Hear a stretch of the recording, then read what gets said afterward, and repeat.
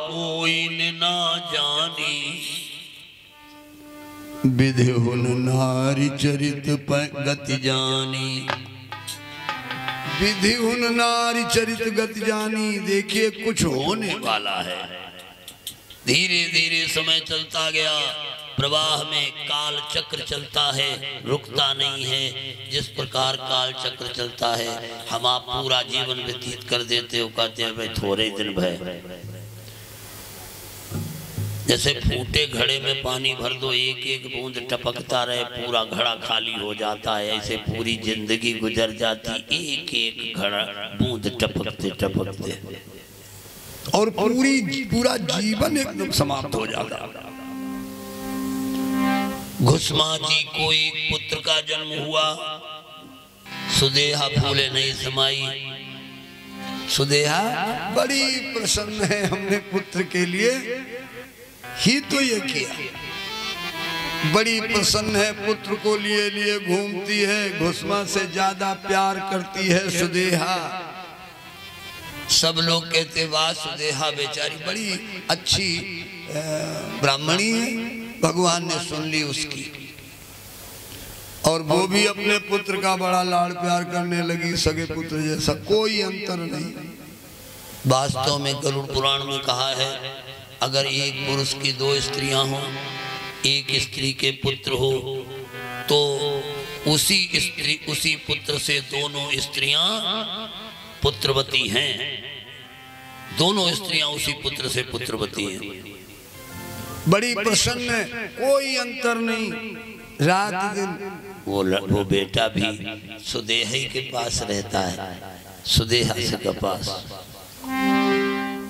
हुआ क्या, बड़ा हुआ बालक जभी पुत्र वधू गई आई।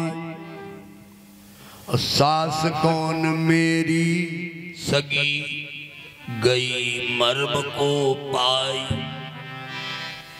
बालक बड़ा हुआ, बालक का विवाह हो गया। जब बहू घर में आई तो उसकी समझ में नहीं आया कि हमारी सगी सास कौन है। सगी सास लगती है सुदेहा। हर समय पुत्र बड़ा प्रेम करता है। धीरे धीरे उसे पता लगने में बड़ा टाइम लग गया कि हमारी सगी सास कौन है। बिटिया के तरफ से 50 रुपए दान हो रहे, मंगल कल्याण हो, परमात्मा सुखी रखे। हमारी बहन ने 100 रुपया दान किए, भोले बाबा मंगल कल्याण करें। जब मर्म को पा गई तो अब अपनी सास की सेवा करने लगी। भाई हर लड़की समेल बनाने वाली नहीं होती। कुछ तो घर में फूटे पैदा करने के लिए तैयार होके घर से आती है। जब उसको ये पता लगा कि हमारी सगी सास घुसमा है, अतुल कुमार मिश्रा जी 101 रुपया दान कर रहे हैं। आप लाइव से देख रहे हैं, जहां से भी देख रहे हो, प्रणाम करता हूं। लेकिन हमारा एक चैनल जो है उसको सब्सक्राइब जरूर करना। पंडित सत्येंद्र व्यास जी लगातार हमसे पुराण आप तक भेजने का प्रयास करेंगे। ये सुन रहे हैं आप श्री घुसमेश्वर महादेव की कथा। जब उस बहू को पता चला कि घुसमा हमारी सगी सास है, तो यहीं पर भेद बनने लगा। घुसमा की सेवा करती, सुदेहा के कहने को टाल देती। जब टाल देती, घुसमा की सेवा करे, आज्ञा सब सर धरे। आज्ञा दे सुदेहा जो भी उसे टाल जाती थी।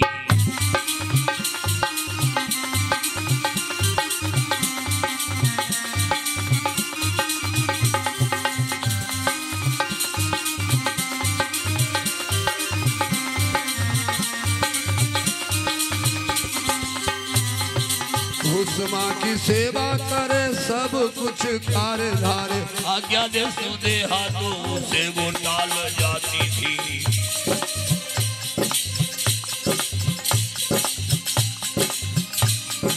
दाह अग्नि का स्वभाव दाह दिन रात हुआ। कभी बाचिक लड़ाई बन जाती थी।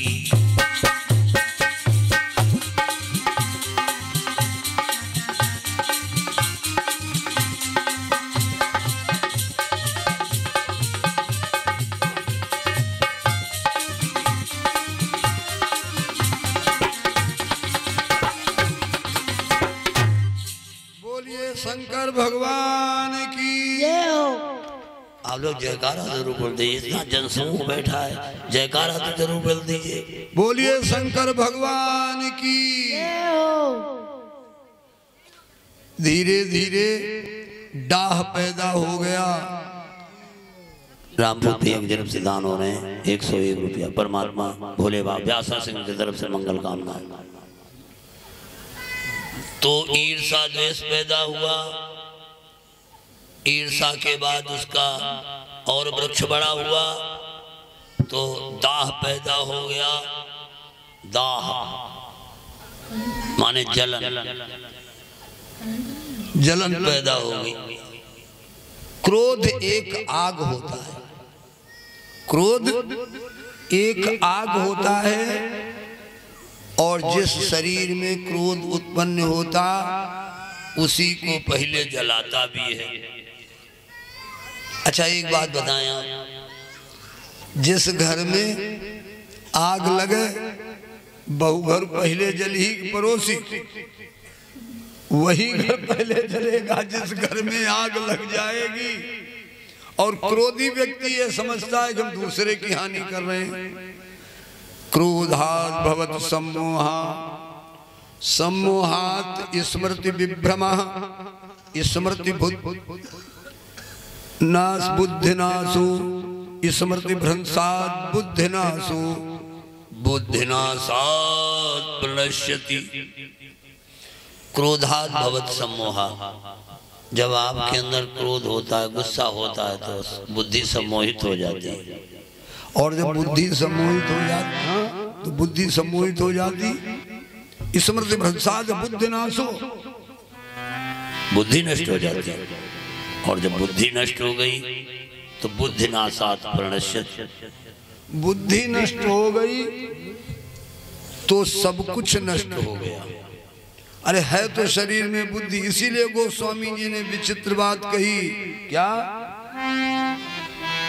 होई बुद्धि जो परम सयानी, तिन तन चितवन अनहित जानी।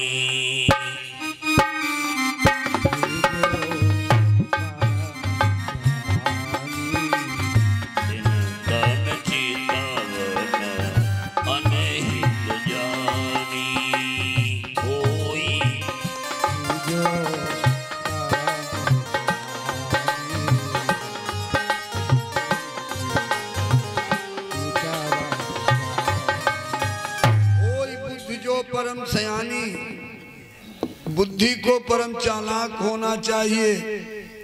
क्यों? बुद्धि तत्व का स्थान कहाँ पर है? सबसे पहले शरीर, शरीर से बलवान इंद्रियां, और इंद्रियां हैं सूक्ष्म। इंद्रियां शरीर से सूक्ष्म है लेकिन बलवान है। और इंद्रियों से सूक्ष्म मन है लेकिन इंद्रियों से बलवान है। इंद्रियों पर अपना शासन चला सकता है। मन से सूक्ष्म बुद्धि है और मन से बलवान है। और बुद्धि से सूक्ष्म परतस्थ साह, भगवान का अंश। अब ईश्वर के अंश का बल पाकर ही मन, बुद्धि, चित्त, इंद्रियां ये सब क्रियाशील हैं। अगर भगवान के अंश का बल न होता शरीर में तो ये कुछ क्रियाशील नहीं हो सकता, न बुद्धि न चित्त न कुछ नहीं। भगवान का अंश निकल जाता है, शरीर सड़ने लगता, न कहीं बुद्धि रही न चित्त रहा न इंद्रियां नहीं, कुछ नहीं रहा। तो इस प्रकार से भगवान का भजन करके भगवान को सारथी बना लो इस संसार सागर का, और जिससे बुद्धि सही रहेगी, बुद्धि सही रहेगी तो मन पर कंट्रोल करेगी, ऑब्जेक्शन करेगी, मन इंद्रियों पर ऑब्जेक्शन करेगा, इंद्रियां उद्दंड नहीं हो पाएंगी। जिसके शरीर के इंद्रिय रूपी घोड़े उद्दंड हो गए तो असंयमित होने के कारण वो पता नहीं कितने जन्म बिता देगा भगवान को मिलने में। और अगर इंद्रियों के